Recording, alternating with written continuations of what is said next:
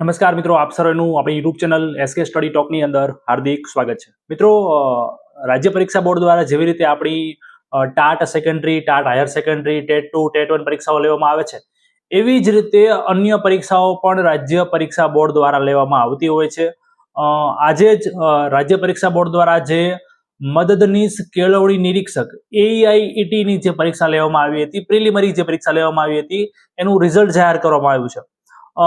શા માટે આ વિડીયો બનાવી રહ્યો છે? કેમ કે આ રિઝલ્ટ છે એ મેઇન્સ પરીક્ષા માટેનું, મુખ્ય પરીક્ષા માટેનું રિઝલ્ટ બહાર પાડવામાં આવ્યું છે. અત્યાર સુધી એવું બનતું હતું કે રાજ્ય પરીક્ષા બોર્ડ ડાયરેક્ટ જેવી રીતે આપણે ટાટ એસ ની અંદર કે ટાટ એચએસ ની અંદર ડાયરેક્ટ કટ ઓફ આપી દે છે કે 70 ઉપરના બધાને મેઇન્સમાં વારો આવશે. એવું અન્ય પરીક્ષાઓમાં પણ કરવામાં આવતું હતું, પણ પ્રથમવાર એવું બન્યું છે કે રાજ્ય પરીક્ષા બોર્ડ દ્વારા જે છે એ કેટેગરી વાઇઝ મેરિટ બહાર પાડવામાં આવ્યું છે. કેટેગરી વાઇઝ એટલે કે જનરલ વાળાને આટલું મેરિટ, EWS વાળાને આટલું, OBC વાળાને આટલું, એમાંય મેલ ફિમેલનું અલગ. તો અહીંયા જે છે એ કટ ઓફ જે છે એ કેટેગરી વાઇઝ આપવામાં આવ્યું છે. તમે કેટેગરી કેટલું મેરિટ અટકાવવામાં એ પણ તમને હું કહી દઉં. જનરલનું 108 મિત્રો, EWS નું 80.25, ACBC નું 80.25, SC નું 101, એમાં મેલ ફિમેલનું બધું ડિટેલમાં નથી કહેતો. પણ આજે રિઝલ્ટ આવ્યું એના પછી ઘણા બધા મિત્રોના પર્સનલ મેસેજ હતા કે સાહેબ આપણે ટાટ એસ કે ટાટ એચએસ ની અંદર પણ આવી રીતે કેટેગરી વાઇઝ મેરિટ આવશે. આવી રીતે કેટેગરી વાઇઝ મેરિટ, ખાસ જે આજનો લેટર છે તમે જોઈ શકો છો, બાજુમાં મેં અહીંયા મૂકેલો છે. તો જે રિઝલ્ટ આજનું આવ્યું હતું એની અંદર તમે જોઈ શકો છો બધું મેરિટ આપેલું છે. પણ મિત્રો, શું આપણે ટાટ એસ અને ટાટ એચ ની અંદર પણ આવી રીતે કેટેગરી વાઇઝ મેરિટ આવશે, આવું ઊંચું મેરિટ જઈ શકે? તો એનો સીધો જવાબ છે મિત્રો, ના. કેમ ના? કારણ કે મિત્રો, એક સિમ્પલ વસ્તુ છે કે આજે ભરતી જાહેર થઈ છે AEIET ની, એની જગ્યાઓ પહેલેથી ફિક્સ હતી. અંદાજિત 200 જગ્યાઓ આસપાસ ભરતી હતી. હવે એ જગ્યાના જ્યારે મેન્સ પરીક્ષા માટે બોલાવવામાં આવે તો જગ્યાના ઠરાવ પ્રમાણે 7 ગણા, એટલે 200 ના 7 ગણા પ્રમાણે જે ઉમેદવારો, અને એમાં તે જગ્યાઓ ફિક્સ હોય તો એમાં કેટેગરી રોસ્ટર પ્રમાણે કોઈ પણ ભરતી હોય એમાં રોસ્ટર રજિસ્ટર પ્રમાણિત કરીને જગ્યાઓ મગાવવામાં આવતી હોય છે કે EWS માં એટલી જગ્યા છે તો એમાં EWS ના એટલા ઉમેદવાર ભરવાના છે, તો એના 7 ગણા. ટૂંકમાં એ પ્રમાણે જે છે એ ઉમેદવારોને બોલાવવામાં આવતા હોય છે. તો એની અંદર તો પહેલેથી જગ્યાઓ ફિક્સ હતી. પણ બીજી બાજુ આપણી વાત કરીએ તો આપણે ટાટ એસ, ટાટ એચએસ ની અંદર હજી કાંઈ ભરતીનું નક્કી જ નથી હોતું કે કેટલી જગ્યાઓ ઉપર ભરતી કરવાની છે.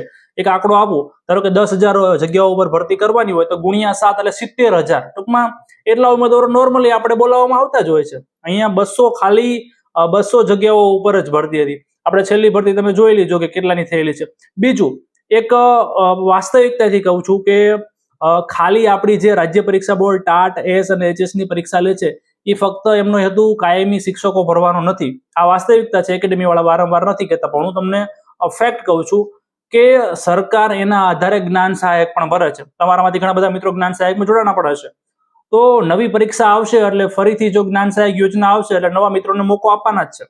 સમજો છો મિત્રો? એટલે ખાલી કાયમી ભરતી કરવાની એવું નથી, જ્ઞાન સહાયક ભરવાના છે. હવે તમે એક વસ્તુ વિચારો કે જો સાવ મેરિટ પહેલેથી જ અઘરું મેરિટ રાખે, ઊંચું, ને તો એમને ઉમેદવારો જ નહીં મળે, જ્ઞાન સહાયકો પણ નહીં મળે. એટલે મેરિટ રેગ્યુલર આપણે આની જેમ આટલું બધું ઊંચું પણ નહીં, અને આની જેમ કેટેગરી વાઇઝ આવવાની પણ શક્યતા ખૂબ જ ઓછી છે.